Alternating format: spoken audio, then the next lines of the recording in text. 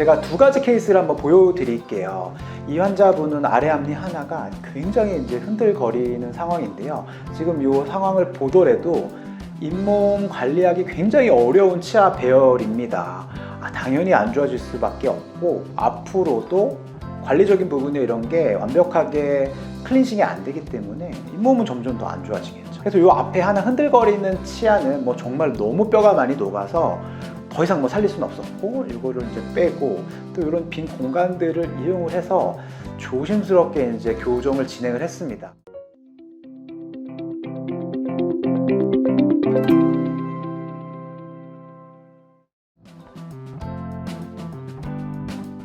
교정 치료를 하면은 뭐 잇몸이 더 안 좋아지고 약해진다라고 하는 얘기들 많이 들어보셨을 거예요. 물론 실제로 뭐 교정 치료 때문에 뭐 잇몸이 안 좋아지는 경우도 있을 수 있지만 또 반대로 교정 치료 때문에 잇몸이 더 좋아지는 경우도 많이 있어요.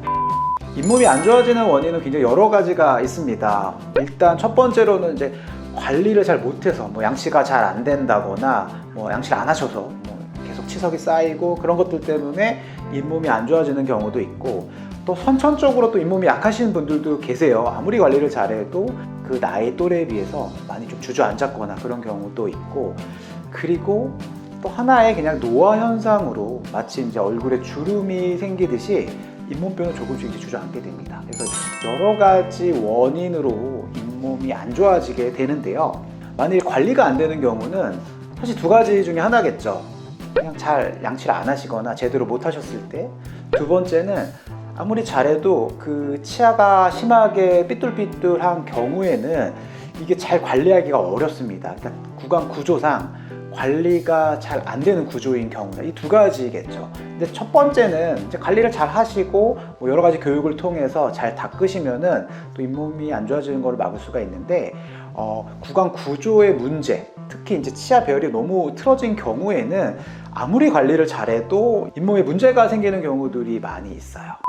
특히 60대 이상의 이런 어르신들의 치아를 보면은 특히 이제 아래 치아 보면은 가지런한 분들이 거의 안 계시거든요. 그리고 이제 그 나이 정도에서는 잇몸이 또 많이 안 좋은 경우들도 많이 있고 삐뚤삐뚤하기도 하고 관리도 어렵다 보니까 잇몸이 더 안 좋아지는 그런 이제 환경들로만 있게 되거든요. 또 그렇게 되면 아래 앞니 하나가 또 흔들거리게 되고 또 이를 뽑게 되고 뭐 임플란트 하는 경우들도 많이 있습니다.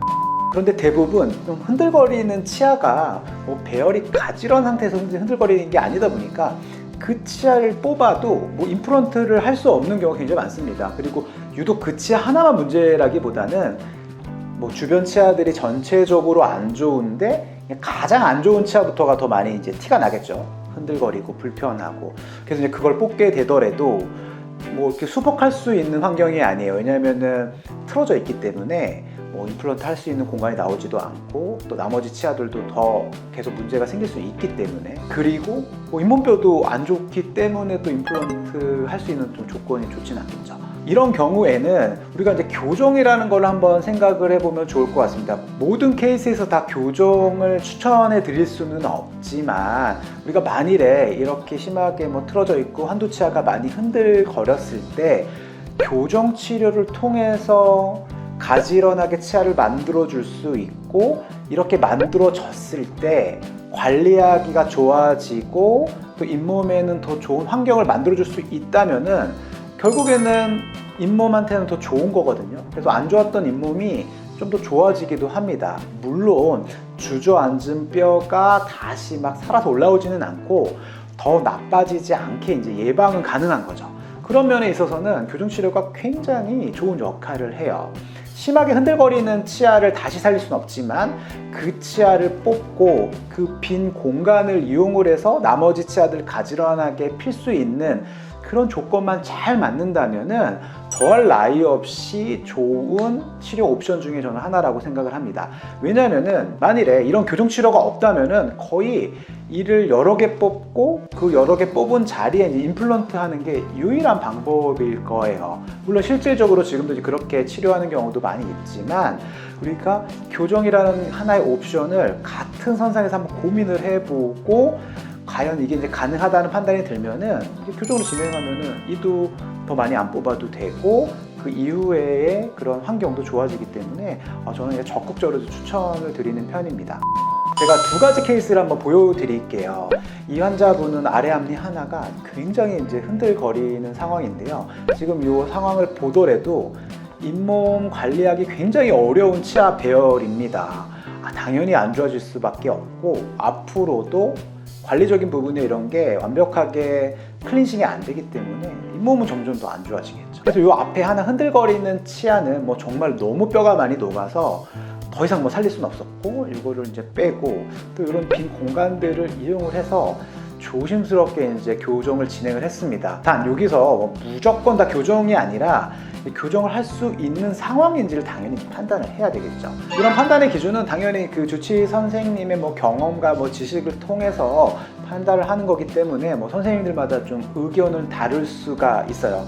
하지만 만약에 이제 교정이 가능하다라고 하면은 이 뽑은 자리로 조심스럽게 가지런하게 피고 이 핀 상태가 또 이제 유지하기 좋고 관리하기 좋은 또 상태일 수밖에 없거든요. 그렇게 되면은 만일에 이 환자분이 교정을 안 하셨으면은 이 흔들거리는 치아뿐만이 아니라 주변의 치아 뭐 두세 개, 총 4개 정도 뽑고 뭐 임플란트 하는 경우 굉장히 많습니다. 그런 치료를 하지 않고 뭐 안 뽑으면 좋잖아요. 자기 본인 치아 최대한 유지하면서 또 이렇게 결과를 낼 수가 있기 때문에 교정 치료가 이렇게 잇몸이 안 좋아도 결국에는 교정 치료 이후에 훨씬 더 좋은 상태로 유지가 가능하다라는 말씀 드리고 싶어요. 물론 이제 임플란트 하고 이런 치료가 뭐 나쁘다 이런 말씀은 아니고 당연히 그럴 수밖에 없을 때는 이렇게 가더라도 또 교정적인 그런 지식을 통해서 또 이런 결과 나온다면 더할 나위 없이 좋겠죠. 다음 환자분도 마찬가지예요. 앞니 하나가 굉장히 많이 흔들거리고 또 굉장히 또 불편해 하셨어요.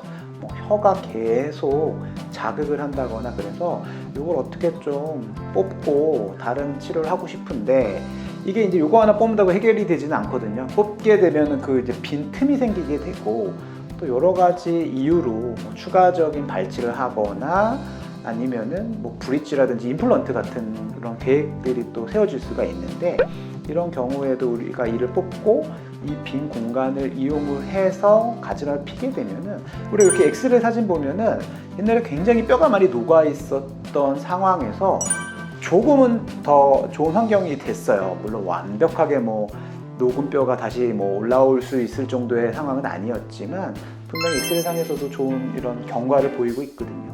그래서 무조건 뭐 뽑고 임플란트, 뽑고 브릿지라기보다는 교정만 가능하다면은 이렇게 안 좋은 치아는 뽑되 나머지 치아는 그 빈 공간을 가지런히 핀다. 이런 결과가 나온다면은 뭐 굉장히 좋은 전 솔루션이라고 생각을 합니다.